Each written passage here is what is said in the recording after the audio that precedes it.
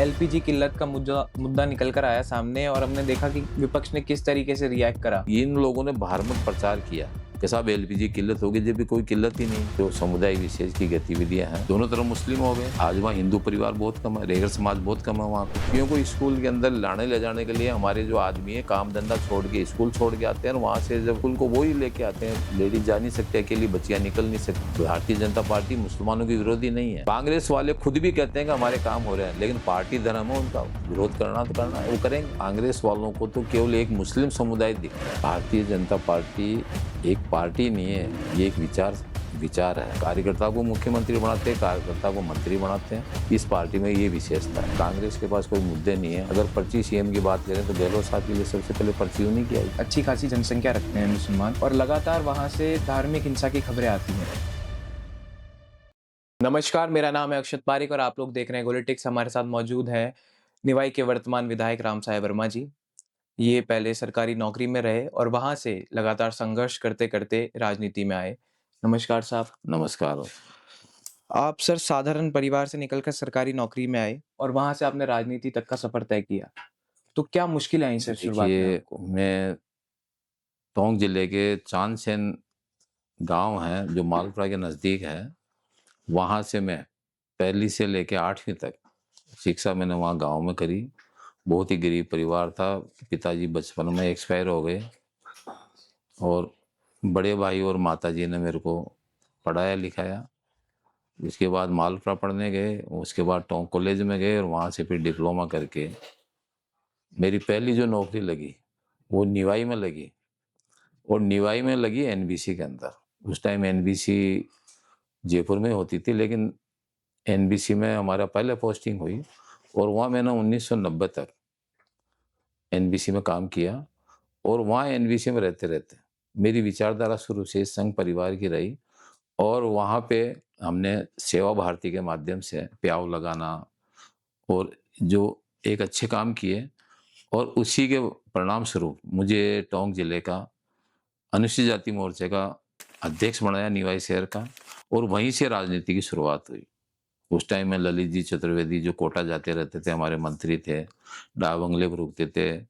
वहाँ चाहे बाई इलेक्शनों में हो कैलाश जी मेघवाल के, वहाँ रामनारायण जी बेरवा को जब डीआईजी पद से छोड़ करके उनको जब चुनाव में उतारा गया, उनके साथ भी मैंने काम किया। जब वो सांसद बने तब भी मैंने काम किया। ऐसे ये शुरू से विचारधारा मेरी हिंदुत्व के प्रति रही और हिंदुत्व के प्रति रहने का कारण भी यही रहा कि मैं शुरू से संघ परिवार से जुड़ा रहा। सर पहला चुनाव आपने 2018 में लड़ा था, जिसमें आपको हार का सामना करना पड़ा, पर आप लगातार धरातल पे काम करते रहे और 2023 में एक मजबूत वापसी आपने करी और 12,000 वोटों के साथ आपने जीत दर्ज करी। देखिए, मैं दूरदर्शन में इंजीनियर था और भारतीय जनता पार्टी के अलावा जो संघ परिवार है, संघ परिवार में मैंने धर्म जागरण में काम किया। और ऐसे ही मैं प्रदेश की परियोजना जो रविदास परियोजना उसको मैं देख रहा था प्रदेश स्तर पे। और समाज के साधु संतों को लेके समाज में एक जागृति पैदा करने के लिए मैंने रथ यात्राएं करी। और जिन गांव में रेगर समाज का बहुल था उन गांव में गए और वहीं पे हम रात्रि चौपाल करी, वहीं विश्राम किया। और समाज के लोगों से ही चंदे के रूप में पैसा लेके वो यात्राएं शुरू करी। उसका रिजल्ट ये रहा कि जयपुर ग्रामीण और जयपुर शहर में रेगर समाज को एक मुकाम मिला। और उस मुकाम मिलने का कारण ये रहा कि मैं अखिल भारतीय रेगर महासभा का महासचिव बनाया गया मेरे को। इसी के बाद में महासचिव के रहते हुए अम्बेडकर वेलफेयर सोसाइटी जो एक सामाजिक संस्था है, राजस्थान की शीर्ष संस्था है, उसमें मुझे कोषाध्यक्ष बनाया। 7 साल मैंने वहाँ भी काम किया। और ये सामाजिक काम और ये देखने के बाद में राम प्रसाद जी भाई साहब और हमारे जो शुभ चिंतक थे, उन्होंने कहा साहब आपका उद्देश्य क्या है? मैंने कहा भाई साहब राजनीति करने का है। और राजनीति में मुझे वीआरएस लेकर के 2018 में मुझे टिकट मिला, क्योंकि निवाई में एक वैक्यूम था और वो मैंने वहाँ रेगर समाज की अधिकता होने के कारण मुझे वहाँ टिकट दिया। हार जीत तो देखिए चलती रहती है, हार जीत कोई मायना नहीं रखती है, लेकिन जिस पद्धति से हमने काम किया, हर घर तक पहुँच रखी, ऐसे कोई कार्यक्रम नहीं है निवाई पीपलू विधानसभा की जिसमें मैंने शामिल नहीं हुआ। मेरे परिवार के मैंने कामों को छोड़ा और मैं क्षेत्र में बना रहा। और उसी को देखते हुए इसी काम को देखते हुए, क्योंकि वो कहते हैं ना पार्टी में आप कैमरे की नज़र में हो और पार्टियां सब देखती है। टिकट मांगने वाले बहुत सारे थे, लोगों ने कहा कि साहब ये तो हारेगा, हार गया इतने वोटों से और ये इसको टिकट नहीं मिलेगा, लेकिन फिर भी मेरे को विश्वास था कि मुझे टिकट मिलेगा और हमारा केंद्रीय नेतृत्व और प्रदेश नेतृत्व ने उसको देखा और मुझे 2023 में टिकट दिया और मैं वहां से जीत के आया। सर, जैसे आप पहली बार के विधायक हैं, उसी प्रकार हमारे जो मुख्यमंत्री हैं भजनलाल शर्मा, वो भी पहली बार के ही विधायक हैं और सीएम के पद तक वो गए। तो उनकी कार्यशैली को कैसे देखते हैं? अभी 2 साल उन्होंने काम करा, 2 साल बेमिसाल का नारा भी भाजपा देती है। भारतीय जनता पार्टी एक पार्टी नहीं है, ये एक विचार विचार है और ये विचार होने के नाते Bharatiya Janata party cadre base का है। और जिसने पार्टी में काम किया, भजन लाल जी पिछले 15 साल से लगातार महासचिव का पद संभाल रहे थे और उन्होंने इतना संघर्ष किया और मेरे तो यहाँ पड़ोस में ही रहते थे, हम लोग मिलते रहते थे। तो जो पार्टी के लिए काम करता, पार्टी को जो केंद्रीय नेतृत्व या राज्य नेतृत्व है वो इसको देखता और उनको टिकट दिया और टिकट दिया और पहली बार किसी को पता नहीं था। हमारे यहाँ कार्यकर्ता को टिकट मिलता है, कार्यकर्ता को मुख्यमंत्री बनाते हैं, कार्यकर्ता को मंत्री बनाते हैं। इस पार्टी में ये विशेषता है। सर, जैसा आपने कहा किसी को पता नहीं था, तो ये टैग भी बहुत ज़्यादा उनको झेलना पड़ा कि पर्ची सीएम है वो। देखिए, पर्ची सीएम तो अब कहना गलत है क्योंकि कांग्रेस के पास कोई मुद्दे नहीं है। अगर पर्ची सीएम की बात करें तो गहलोत साहब के लिए सबसे पहले पर्ची उन्हीं की आई। इसलिए कहना अलग चीज़ है, लेकिन जो धरातल पे है, उनका काम देखा और किसी को पता नहीं था। आज हरियाणा में देख लो, नवाब सैनी जी को किसी को पता था कि ये बनेंगे या मोहन जी यादव को देख लो आप एमपी में, वो किसी को पता था क्या? ये तो नए-नए तराशते हैं और ये भारतीय जनता पार्टी कार्यकर्ता को तराशने का एक मौका मिलता है और कार्यकर्ता को तराशने की वजह से सीएम बनाया और इतने बढ़िया सीएम बने हैं कि रात को 2 बजे भी आप फ़ोन कर लो, आपको रिस्पॉन्स मिलेगा, चाहे वो कार्यकर्ता हो, चाहे विधायक हो, चाहे मंत्री हो। सर, अब बात करते हैं जिस जिले में निवाई विधानसभा पड़ती है, टोंक। टोंक में मालपुरा और टोंक, यहाँ पे मुस्लिम बहुल इलाके माने जाते हैं, अच्छी खासी जनसंख्या रखते हैं मुसलमान और लगातार वहाँ से धार्मिक हिंसा की खबरें आती हैं। आपने भी अपनी विधानसभा स्पीच में धर्म परिवर्तन पे जो कानून थे उनको सख्ती से लागू करने के लिए कहा था। तो सर, कैसे देखते देखिए, हैं कि आपके ये विधानसभा क्षेत्र में भी कैसी कोई समस्याएँ हैं ये क्या?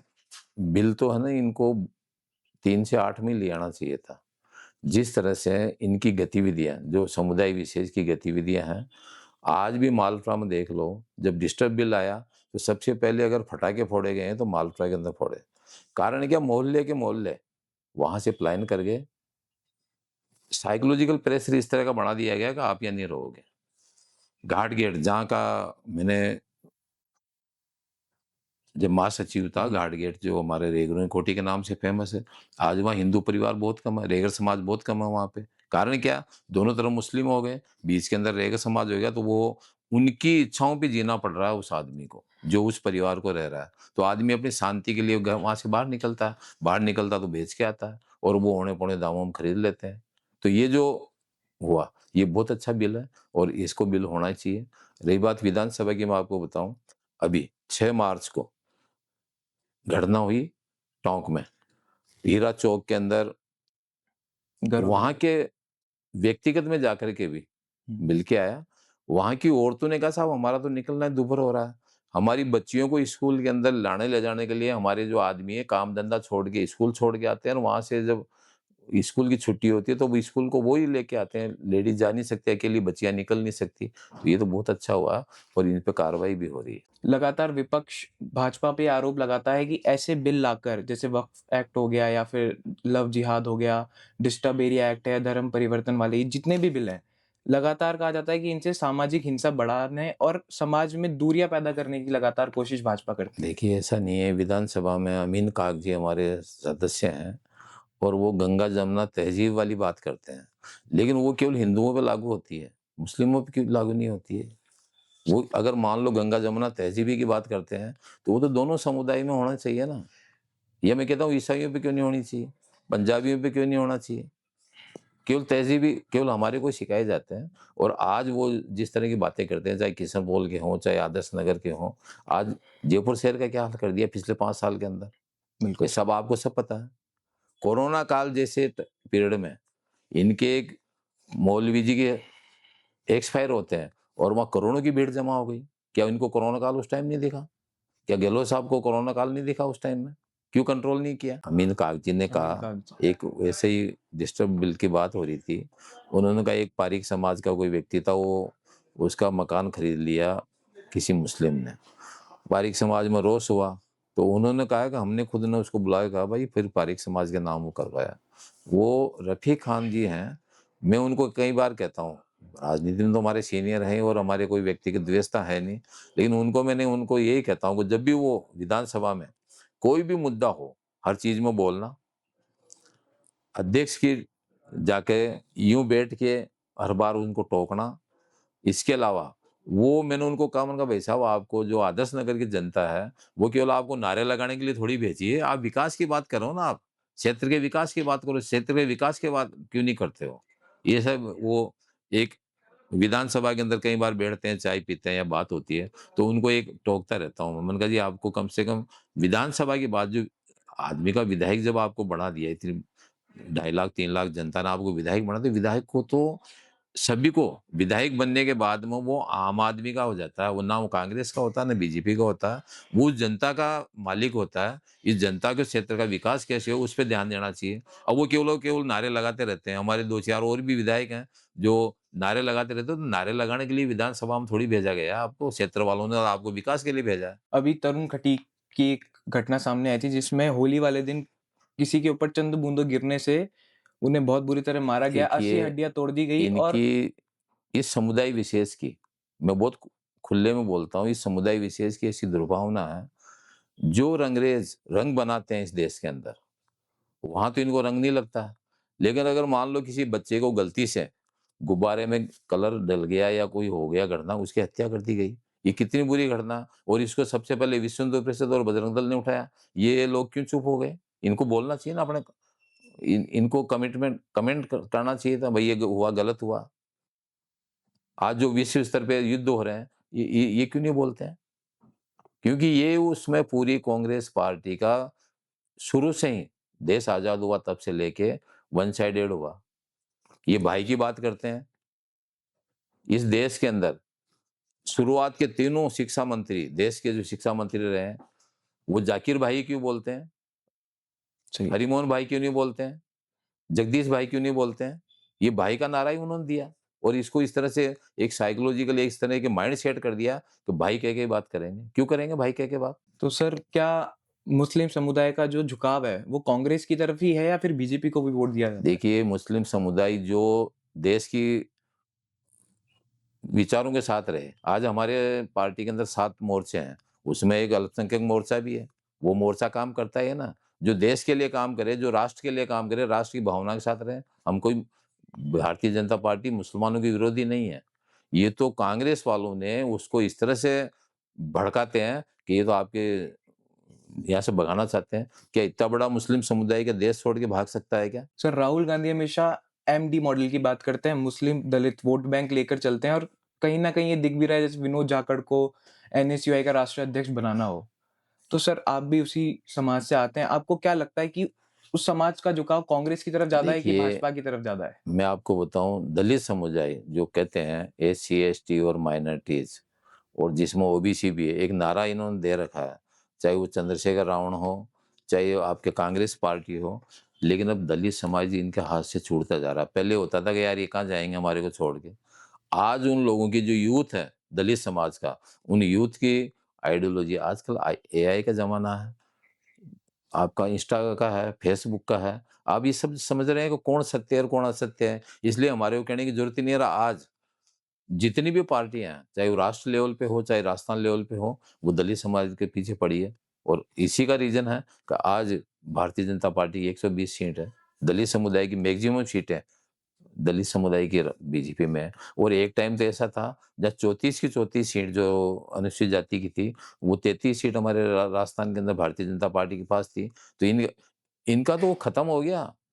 कांग्रेस के हाथ से तो स्लिप हो रहा। और पूरे देश में आप उठा के आंकड़े उठा के देख लीजिए कितने राज्यों में भारतीय जनता पार्टी की है।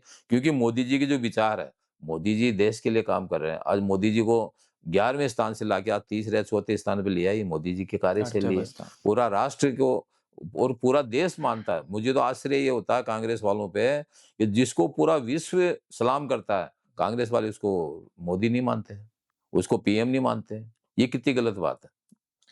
प्रधानमंत्री पूरे देश का है, कांग्रेस बीजेपी का नहीं है। प्रधानमंत्री पूरा होता है, राष्ट्रपति पूरा होता है, लेकिन ये लोग मानने को तैयार ही नहीं। सर, क्या डिस्टर्ब एरिया एक्ट नई में भी लागू होने वाला है?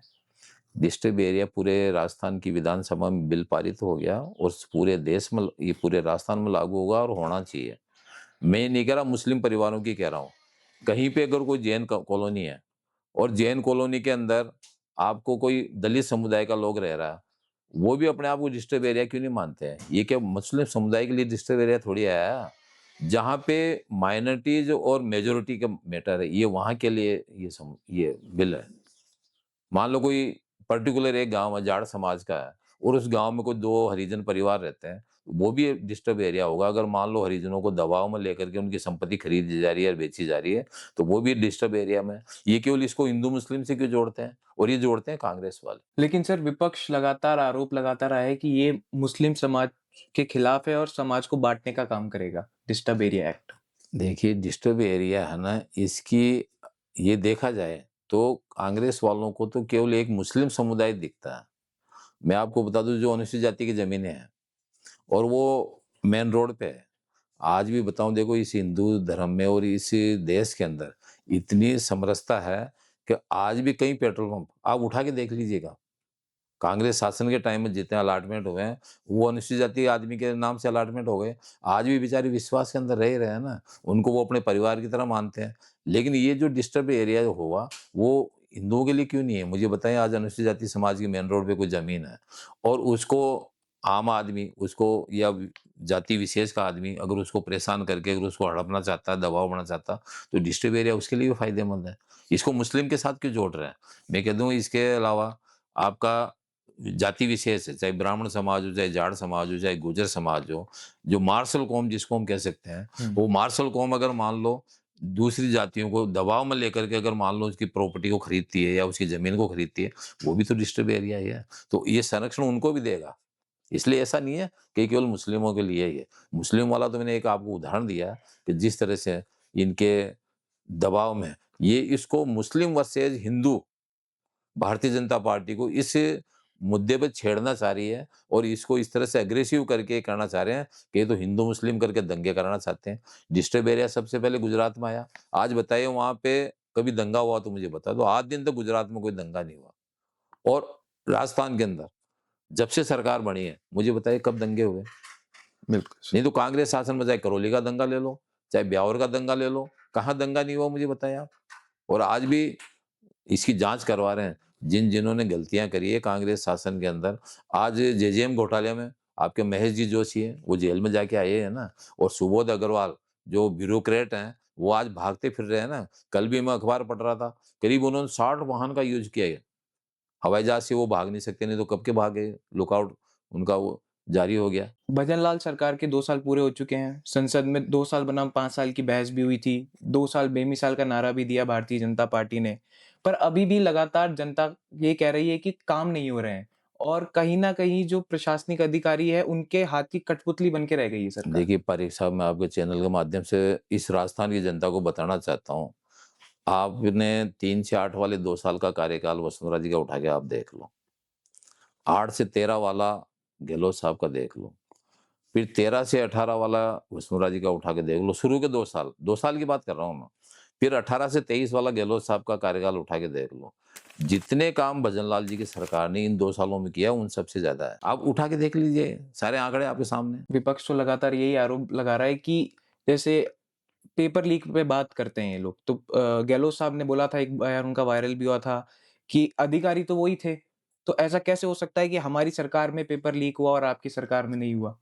देखिए, ये आपकी मुख्यमंत्री जी पूरे राजस्थान के हैं और उनका लॉ एंड ऑर्डर कैसे चलाना है, ये उनको तय करना है।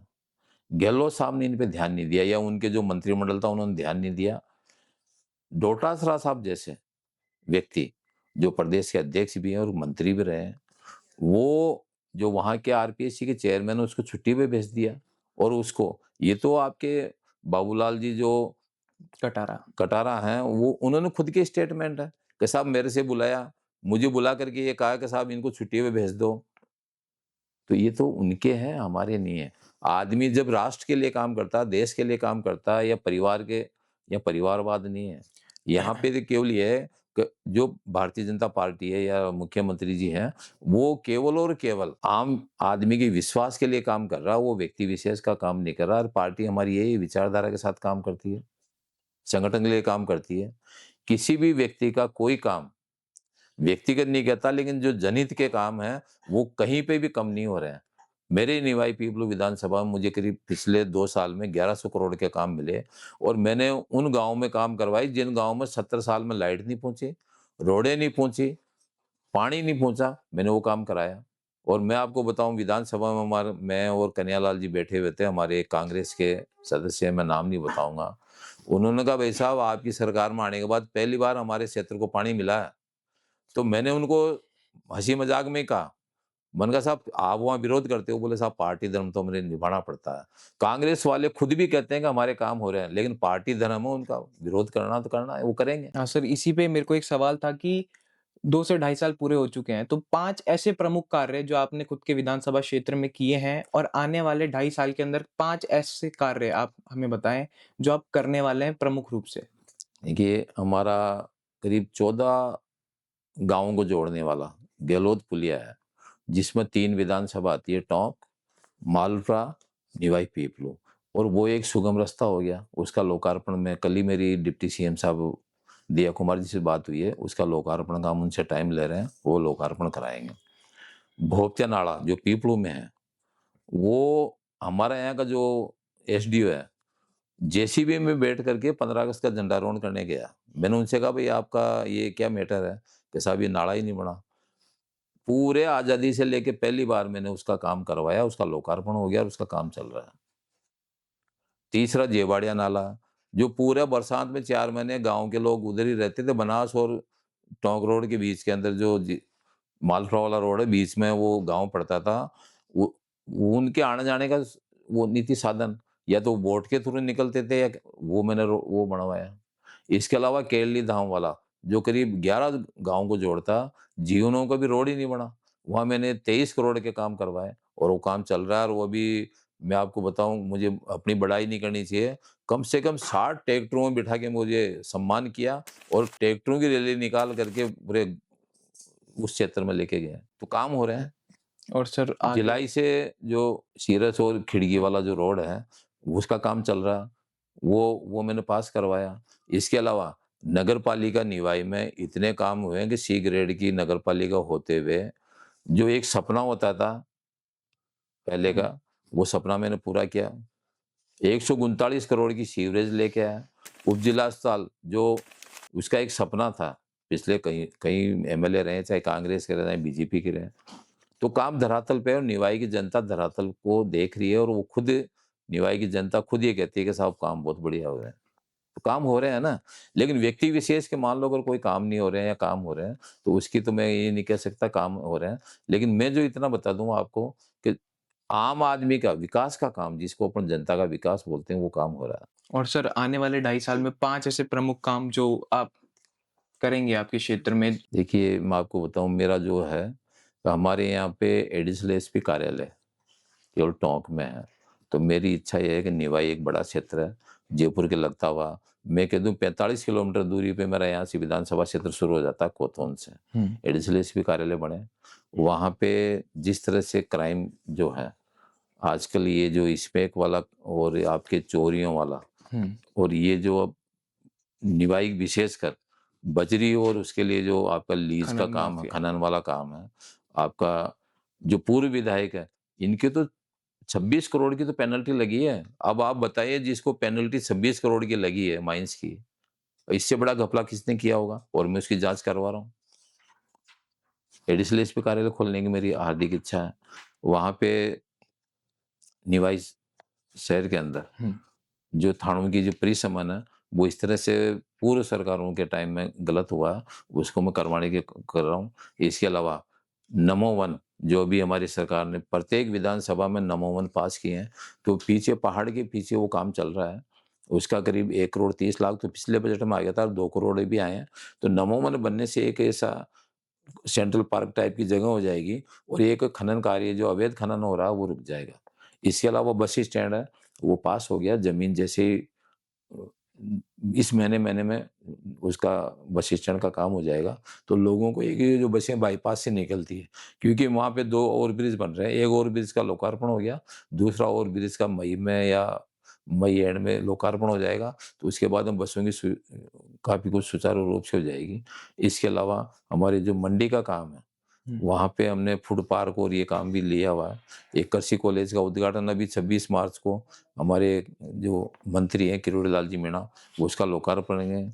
टेक्निकल एजुकेशन के लिए पॉलिटेक्निक कॉलेज पास हो गई, उसका डंडा बन गया और उसका भूमि पूजन भी 26 तारीख को किरोड़ी जी के माध्यम से मैं करवाने की मेरी ऐसी योजना है। जल जीवन मिशन की बात करी सर आपने, पेपर लीक घोटाला कांग्रेस काल में बड़ा बाहर निकल कर आया और कहा था कि बड़े मगरमच्छ पकड़े जाएँगे, पर अभी तक ऐसी कोई पुकार। देखिए, कांग्रेस हो चाहे बीजेपी हो, जब तक आदमी का मन का भाव सही नहीं होगा ना, आप उसको सही कर ही नहीं सकते हैं। भजन लाल जी का मन का भाव इतना बढ़िया है कि एक पेपर आउट नहीं हुआ और जो भजन लाल जी की खुद के हैं कि करीब 4 लाख लोगों को हम नौकरी देंगे और उसमें से 1,25,000 को दे चुके हैं और इसका सबसे बड़ा उदाहरण है, एक पेपर आउट नहीं हुआ।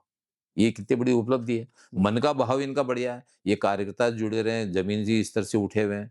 ये कोई परिवारवाद से थोड़ी आए हैं भजन लाल जी। अगर परिवारवाद से आते तो ये काम ही नहीं होते। इनका मन का भाव बढ़िया है, युवाओं के लिए बहुत बढ़िया है, महिलाओं के लिए महिलाओं के लिए देखिए मोदी जी ने कितने बढ़िया काम चला रखे हैं। राज सखी मेला अभी टोंक में हमारा आज उसका है, मैं आज उसमें जाऊँगा। राज सखी के माध्यम से, लखपति दीदी के माध्यम से, आंगनबाड़ी कार्यकर्ताओं के नाम से जो आपका समूह लाडली बनाया, प्रोत्साहन। महिलाओं का जो समूह बनाकर ये काम कर रहे हैं, आज महिलाएँ आत्मनिर्भर हैं। तो इतना बढ़िया काम हो रहा है, लेकिन अभी इनको पच नहीं रहा है। कारण क्या, इन्होंने तो कुछ किया नहीं। मेरे को एक कांग्रेसी जो हमारी निवाई में है, बहुत सीनियर लीडर हैं और कांग्रेस के, वो कहते हैं कि यार आप लोगों के पास ये आइडिया आते कहाँ से? मैंने कहा भई ये तो पार्टी की विचारधारा है। आज उनके भी मंडल बनने लगे, पहले उनके मंडल कहाँ होते थे? मंडल तो भारतीय जनता पार्टी में होते थे। आज ये घोषणा कर रहे हैं, चाहे दलित समुदाय के हमारे विनोद जी जाखड़ की इन्होंने नियुक्ति करी है। तो अब ये इनका एक हो गया कि दलित समाज हमारे से, चाहे यूपी हो, चाहे बिहार हो, चाहे राजस्थान हो, चाहे एमपी हो, हिंदी भाषी जितनी भी राज्य दलित समुदाय जब समझने लग गया, वो इनको छोड़-छोड़ के जा रहा है कि यार इन्होंने तो हमारे 70 साल तक हमारा यूजी किया क्या है? तो ये छोड़-छोड़ के जा रहे हैं, भारतीय जनता पार्टी हमारे विचारधारा के साथ आ रहे हैं और आना भी चाहिए। राष्ट्र के लिए काम करना चाहिए, देश के लिए काम करना चाहिए, हमारा सनातन के लिए काम करना चाहिए, क्यों नहीं करेंगे हम? सर वही, जैसे आपने कहा कि कांग्रेस को छोड़ के दलित वोट बैंक जो है वो बीजेपी की तरफ शिफ्ट हो रहा है, तो क्या यही कारण है यूजीसी लेकर आने का? देखिए यूजीसी का विचार जो है, इसकी मैनिपुलेशन कर रहे हैं। यूजीसी की जो विचारधारा है, यूजीसी का जो नियम लाए हैं, अब ये मोदी जी और संसद का काम है ये। ये यहाँ राजस्थान का काम तो है नहीं और जो भी होगा वो करेंगे, उसकी जो भी अच्छा होगा, वो बुरा होगा। अगर मान लो जैसे किसान बिल लेके आए थे, विरोध हुआ, किसान बिल वापस ले लिया। तो ऐसा नहीं है कि जो कह दिया वही हो गया, जो जनता पे है, जो जनता चाहेगी वो काम होगा और इस देश में वही काम होगा। मोदी जी वही काम कर रहे हैं जो जनता चाहती है। सर बड़े मगरमच्छ कब पकड़े जाएँगे? इसकी जाँच जारी है और ये बड़े मगरमच्छ पकड़ने का काम भजन लाल जी का है। मैं तो एक छोटा-सा विधायक हूँ, पहली बार जीत के आया हूँ, मैं मेरे क्षेत्र का ही काम करूँ तो ज़्यादा ठीक है। इसके बारे में मैं मंत्री करें इसके बारे में। तो सर आप पहले सरकारी कर्मचारी थे और वहाँ से निकल कर आप राजनीति में आए, तो उसका क्या प्रभाव रहा? आप धरातल पे समझते हैं चीज़ों को, देखिए, जानते हैं कि ये कैसे सारा काम होता है? राजनीति हो चाहे गवर्नमेंट जॉब हो, ये सब लाइजनिंग के काम है। मैं अम्बेडकर वेलफेयर सोसाइटी में रहा और राजस्थान की सबसे बड़ी संस्था है, जिसमें हमारे अनुसूचित जाति समाज के पियोन से लेके आईएएस तक उसके मेंबर हैं।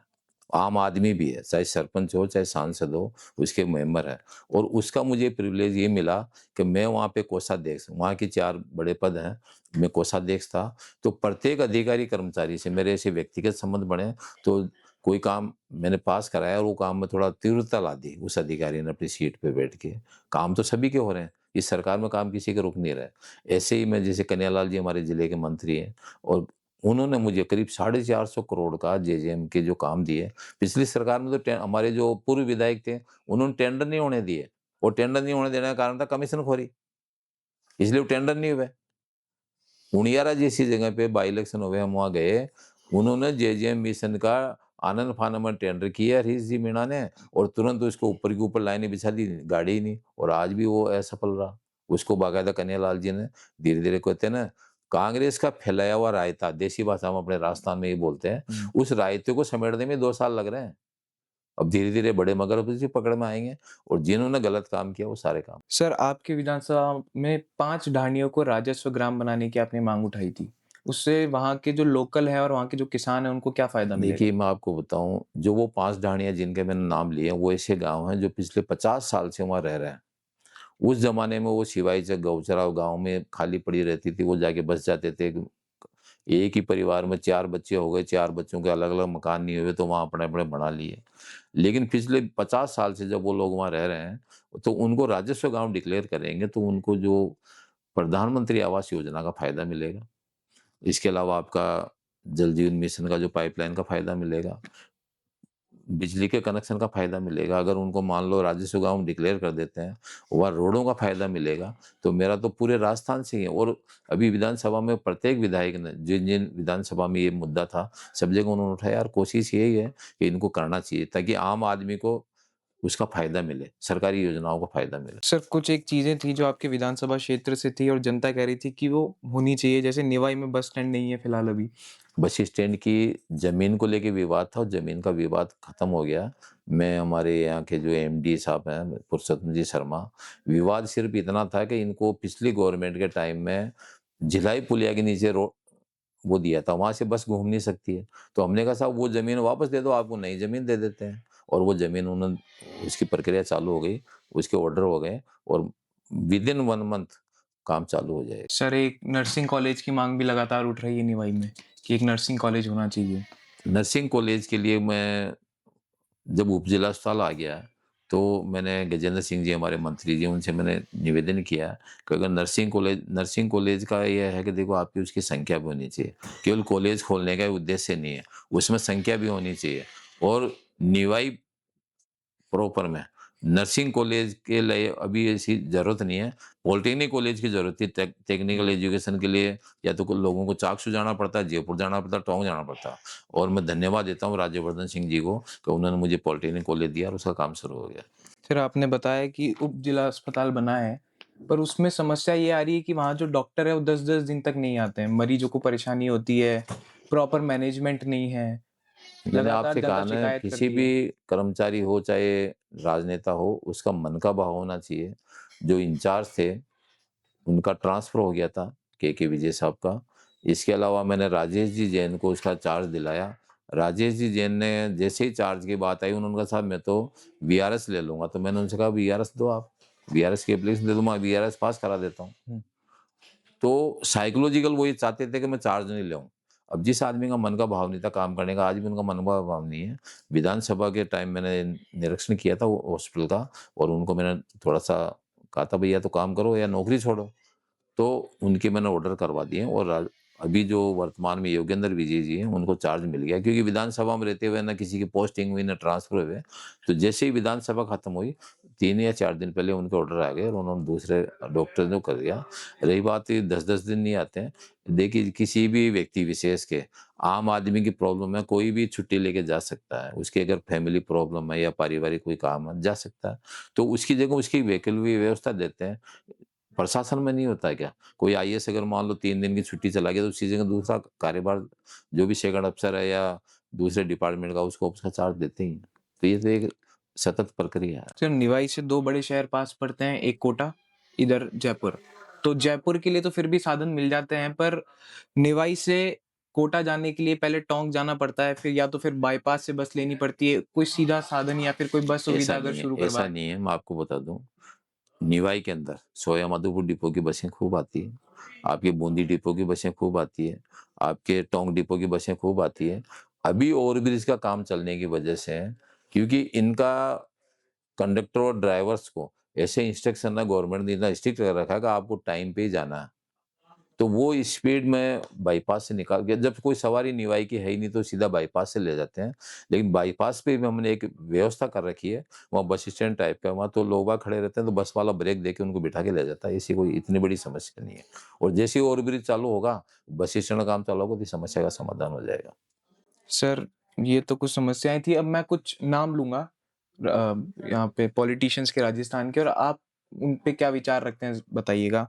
सबसे पहले सर नेता प्रतिपक्ष टीकाराम जूली। देखिए, टीकाराम जी जूली, मैं धन्यवाद देता हूँ कांग्रेस पार्टी को भी इस मामले में कि पहली बार राजस्थान की विधानसभा में नेता प्रतिपक्ष अनुसूचित जाति समाज का बनाया, क्योंकि मैं भी उस समाज से आता हूँ। तो मैं उनको धन्यवाद भी देता हूँ। लेकिन इतने बढ़िया वक्ता और इतने बढ़िया नेता प्रतिपक्ष, देखो हमने तो पहले नौकरी में रहते हुए तो टीवी के माध्यम से देखते, लेकिन आज विधानसभा में बैठ के देख रहे हैं, बहुत अच्छा डिस्कशन करते हैं और सकारात्मक डिस्कशन करते हैं। लेकिन उनके बगल में बैठने वाले जो प्रदेश अध्यक्ष है, अब ये तो पार्टी का इंटरनल मैटर है, वो उनको बोलने नहीं देते हैं। कई बार विधानसभा में बात भी उठती है कि टीकाराम जी आपको पीछे करना चाहते हैं, आपको बोलने नहीं देते हैं। किसकी लेकिन बात कर रहे हैं टीकाराम जी सर का आप? मन का भाव अच्छा है। कौन सर? डोटासरा जी? अभी देखिए, किसी का नाम लेना राजनीतिक क्षेत्र में ठीक नहीं है, मेरे लिए भी ठीक नहीं है। हम क्यों किसी के कमिटमेंट करें? आप तो मेरे से जो व्यक्ति का काम है, मैं मेरे बारे में आपको बता सकता हूँ। अच्छा सर, अशोक गहलोत जी। अशोक गहलोत जी बढ़िया हैं। देखिए क्या जितने भी सीनियर्स हैं, और ये अधिकारी कर्मचारी नहीं है, आपका प्रोटोकॉल तो प्रोटोकॉल ही होता है। बेटा भले ही आईएएस बन जाए, लेकिन बाप तो बाप ही होता है, चाहे वो गाँव का मज़दूर हो, कुछ हो। ये तो प्रोटोकॉल है, और हमारे सीनियर लीडर हैं, राजस्थान की उन्होंने लीडरशिप करी है, पूरे राजस्थान का नेतृत्व संभाला, और एक बार नहीं 3-3 बार संभाला, इसलिए सभी अच्छे हैं। सर अशोक गहलोत जी के कार्यकाल में एक बार आप नौकरी में थे और दूसरी बार आप चुनाव लड़ रहे थे। क्या अंतर दिखता है सर? देखिए, मैंने कहा ना, आदमी का मन का भाव अगर अच्छा होता है ना, मैंने चारों टेन्योर बताए, 3 से 8 वाला ही बताया, 8 से 13 वाला ही बताया, 13 से 18 वाला बताया, और 18 से 23 वाला बताया। आदमी का मन का भाव होता है ना, चाहे कांग्रेस हो, बीजेपी हो, मन का भाव अगर अच्छा होता है। आज वसुंधरा जी ने काम किए कि लोग भाई याद करते हैं उनके कामों को। ये जो जल जीवन आपका ईआरसीपी है, वसुंधरा जी लेके आए हैं, सबसे पहले अगर लेके आए हैं। आज भजन लाल जी को भागीरथी क्यों कहते हैं? कारण क्या है कि इन्होंने हरियाणा से भी पानी को लेके अपना जो हनुमानगढ़ और गंगानगर वाले एरिया को पानी के लिए उनसे एमओयू किया। आपके एमपी से भी उन्होंने किया। अब ये ईआरसीपी जो एक इतना बड़ा प्रोजेक्ट होगा, मैं आपको बता दूं, मेरी विधानसभा का, टोंक जिले का विशेषकर, टोंक जिले में लोगों के घरों में तो पानी पहुंचेगा ही पहुंचेगा, खेत हर घर में पानी होगा, और हर खेत में पानी होगा तो बढ़िया फसलें होगी, बढ़िया उन्नति होगी। जिन जिन जिलों की जो 13 जिले या 14 जिले जो भी ईआरसीपी में जुड़े हैं, सबके लिए फायदे का ही काम है। और पानी तो वेस्ट होता ही है ना।